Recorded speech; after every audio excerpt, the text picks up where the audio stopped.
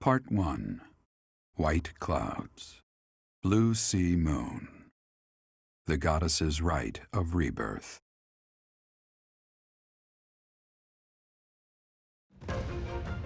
As the sun grows stronger and the nights grow ever shorter, the Blue Sea Star returns to the sky once more. Believed to be the goddess's home, her followers look to the star and commence celebrations of her rebirth. On the grounds of Garreg Mach Monastery, a grand ceremony is held in honor of this much-anticipated event. Every true follower of the Church of Saros is sure to be in attendance.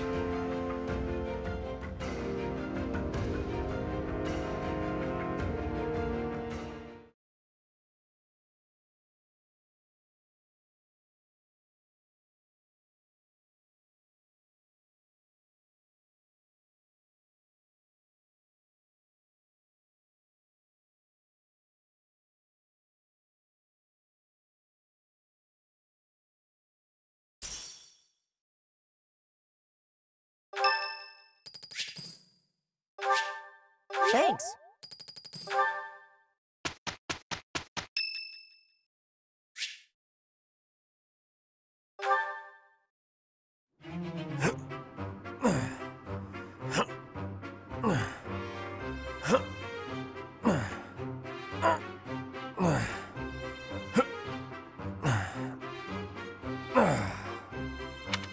Whew.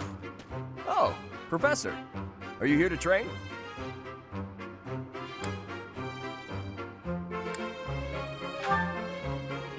I knew it! Gotta train daily. Legs, back, chest, arms, abs. Gotta work them all, right? I just finished training, and I feel great. Check me out. Are my muscles bulging?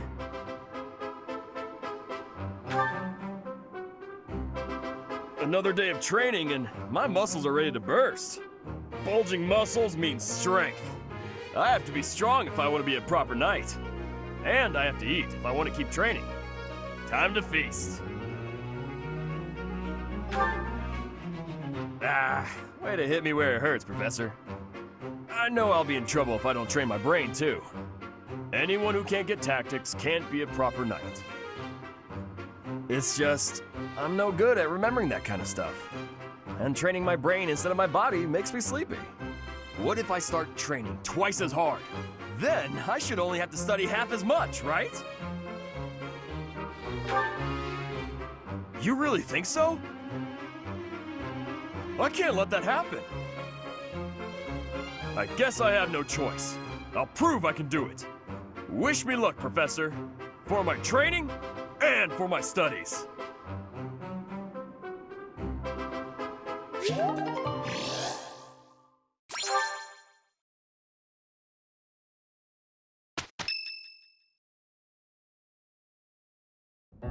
Okay, so our task this moon is to patrol and guard the monastery in support of the knights, who are busy trying to stop an assassination plot. Here's the thing.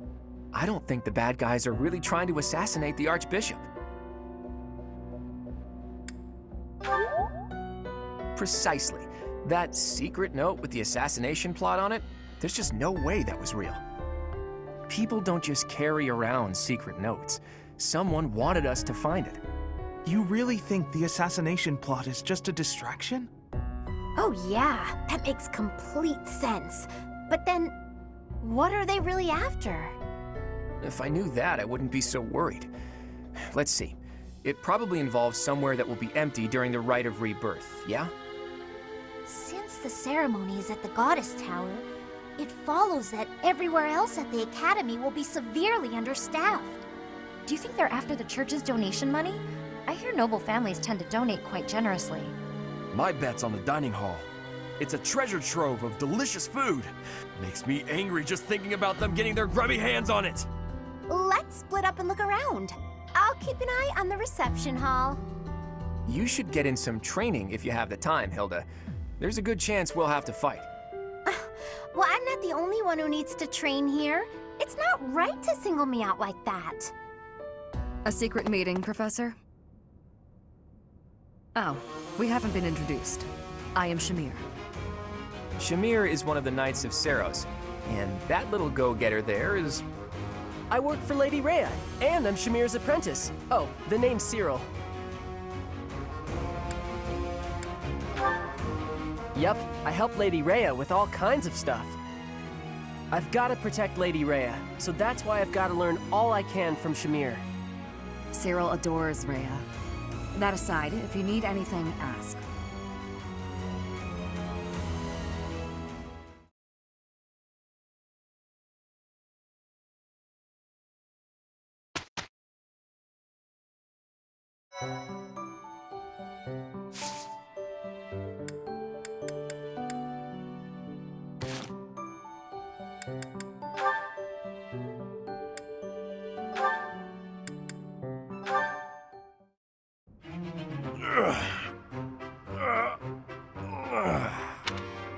There we go. Time for a break. Hey, Raphael, that's quite a load you've got there. It was my turn to do the shopping again, but I might have overdone it. Aren't those trips usually for food supplies? Why did you pick up a bunch of spears and gauntlets as well? I was passing by the smithy, and the old man called me over. He said he was finished preparing the training weapons, so I grabbed them since I was already there. I see. And those books? I had just left the smithy when I ran into a merchant I recognized. He said he had some books that he brought for the library, so I took them off his hands. Right. And that desk? Oh, this? Can you believe someone threw this away? It only needs a little work and it'll be good as new. Someone around here was just saying that they needed a desk. Of course. Now, this is just a friendly observation, but I see surprisingly little of the food supplies that we actually need. Well, I worked up an appetite from carrying all this stuff, so I had a snack on my way back. Raphael, I appreciate the thought, but you can't get so carried away with helping out like that. You helped us all right out of dinner. And now that I've seen your struggle, I have no choice but to join in this vicious cycle of charity. Here, I'll lend you a hand. All of this stuff is pretty heavy. Are you sure you can handle it? You insult me. And no, I can't. I'll only carry the books and offer my support as you handle the rest.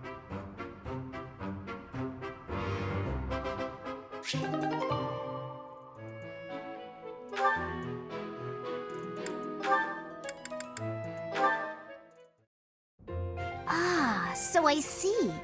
If one were to combine this incantation method with the power of a crest, then in theory, it should... Hey there. Still studying, are we? Isn't it past your bedtime? Claude, I really don't appreciate you interrupting me right now. But if you don't get your sleep, you're never gonna grow big and strong. Uh-huh. The last thing I need is you fretting over me as though I'm some child. I'm only a few years younger than you know. Hardly worth noting. Furthermore, my grades in magic and basically every other subject are far higher than yours. Whoa there. I'm not trying to treat you like a child, I promise. This is me treating you like a princess. Now, come along, princess. Brush your teeth and get yourself ready for bed. I could read you a story if that helps. Ah, the audacity! Whatever it is you think you're treating me like, it's unendingly annoying. If a child and a princess are out, what's left? Should I treat you as a noble hero? Draw your sword, Lysithea. If you wish to continue studying, you must first defeat me in battle. Come now, face me like the hero of legend that you are. I find myself speechless in the wake of your staggering ignorance. Now, please, leave me be. Okay, I can take a hint. But in all seriousness, you shouldn't neglect your sleep. You'll fall ill if you push yourself too hard. Oh, and just so you know, I heard a rumor that this library is haunted. It's probably not true. Right? Right. Anyhow, I'm off to bed. Good night. You know, I am suddenly rather sleepy. Excuse me while I see myself out. No matter how she tries to hide it, she's still a young girl at heart.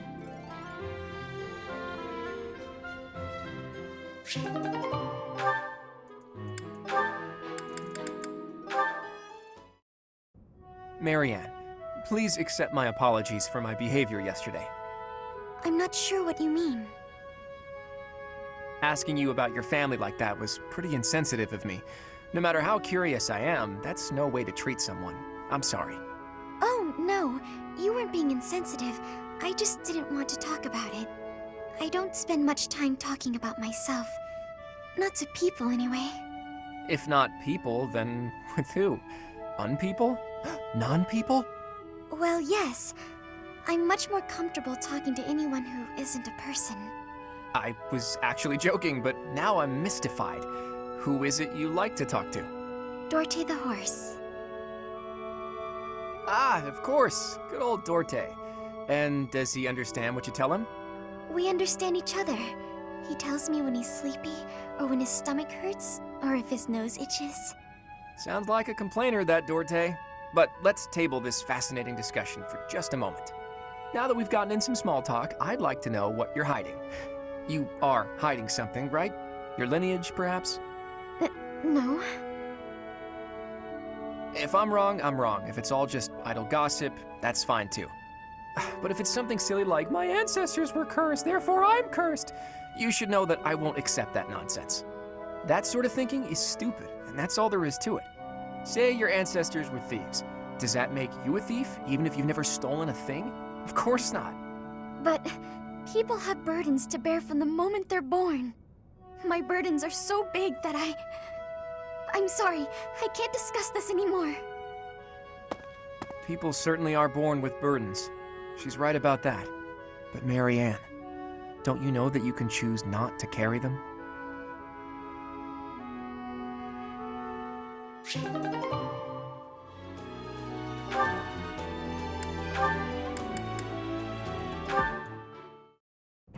Ignatz, let us take a short break. I will pour tea. Please choose a teapot for us to use. You want me to pick one? I don't see any other Ignatz around here, do you? Go on now, we're wasting time. The pots are over here. I will leave the selection to your judgment. Let's see. How about this? That's rather plain. Why did you choose that one? The tea you chose has a very subtle taste, as well as a smooth, light texture. Such an unassuming tea calls for an unassuming pot, and one that complements the tea's color. In addition, the pot I selected has a floral design. Although we can't go for a walk today, we can still bask a little in nature's beauty. Very interesting. You know, you have an absolutely marvelous aesthetic eye. Precisely what I would expect from the son of a merchant house that has enjoyed the Gloucester's patronage for so many years. After we graduate, when you begin your trade in earnest, I will introduce you to my father. Oh, that sounds wonderful. But I'm afraid I'm already on the path to becoming a knight. Ah, right, you are a second son. Still, your eye for beauty is a talent that should not go to waste. Very well. If you are to be a knight, then I shall happily take you into my service. Well... What, does that displease you? Not at all. I just need a little time to think it over.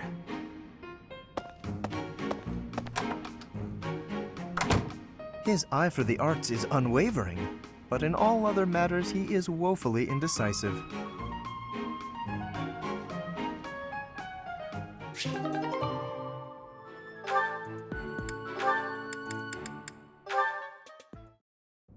Hello, Marianne. You're well, I hope? I am, Lawrence. Thank you. I cannot help but notice you do not look it. Is that so? I feel fine.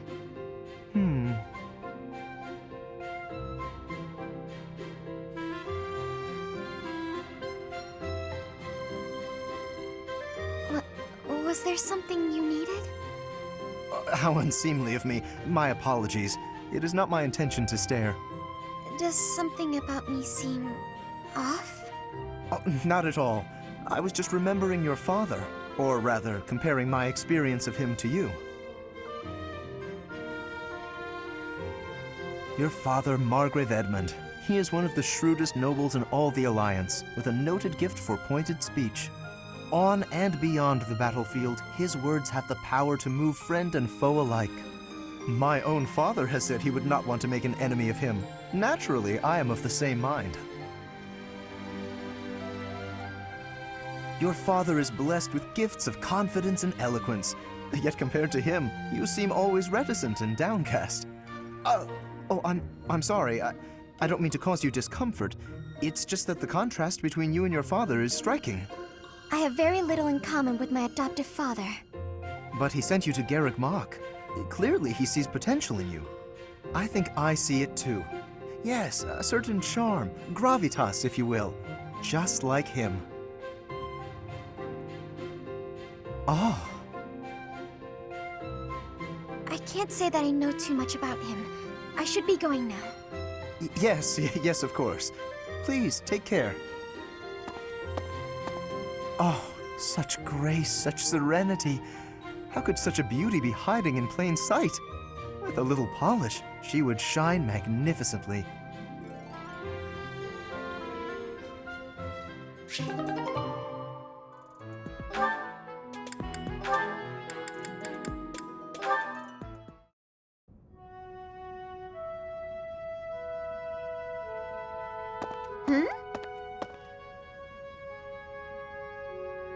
Hey, Ignatz. Sorry to keep you waiting. Ready to start cleaning? No, that's all right. Actually, I'm just finishing up. Oh, it's true. Look how tidy everything is. You've done such a marvelous job. I'm glad I didn't get in your way. Thank you very much. So anyway, you can go now. You were talking to your friend, right? I just have some things to put away. It's okay, I can manage without you. Oh, Ignatz, I thought I saw someone earlier. That was you, wasn't it? You know, I'd have been willing to help. You could have just said, hey, let's go and clean. It's all right, you were having a conversation. I didn't want to sneak up like I was eavesdropping, and really, I didn't need help.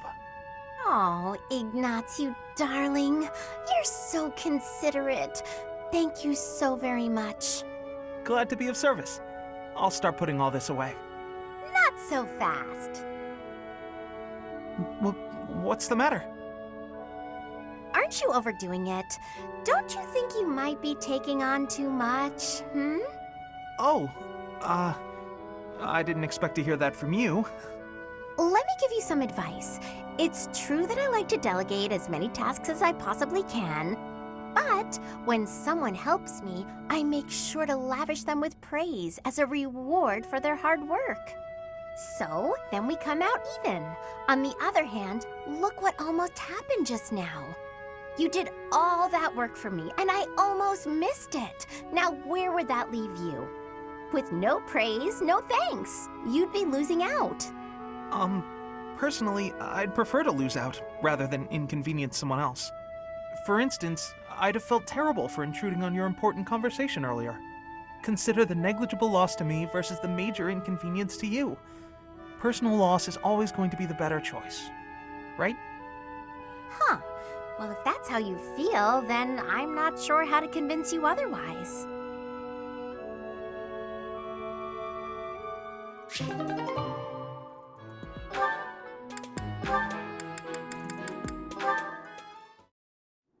Oh, Professor, here's the map you... Well, there's always next time, I suppose. Hey, Ignatz, didn't you have something to talk to the professor about? Oh no, nothing urgent. You didn't cut short your conversation because of me, did you? Come on, do I seem like the type to do that? No, I just had a couple of questions about the bows. We're done now, so I thought I'd come and tell you. The bows? Is something wrong with them? Lots of them have come in for repairs lately, so I switched out some of the strings for stronger ones. They've been breaking less, but now they're harder to draw. Ah, I see. I suppose people would prefer if you went back to the lighter bowstrings. Maybe. If the only issue was the draw weight, I'd just tell people to get stronger arms. But the real problem is that you can't shoot as fast. The arrows also fly too far now. I can see how slower shooting is a drawback, but the arrows flying farther, that actually sounds like a good thing. Sure, on open plains, but up close you lose accuracy. That's why I thought it might be good to use different bowstrings for different scenarios. I wanted the professor's opinion about that. Oh, good point. You know a lot about bows, don't you? Guess I do. I grew up in a hunting village, so I've been around them my whole life. I wouldn't say I'm necessarily better than anyone, but at least I know what I'm doing. And you? Do you have something you're really good at? Me? Oh no, I don't think so. Well, I'm sure you'll find your thing someday. I hope so.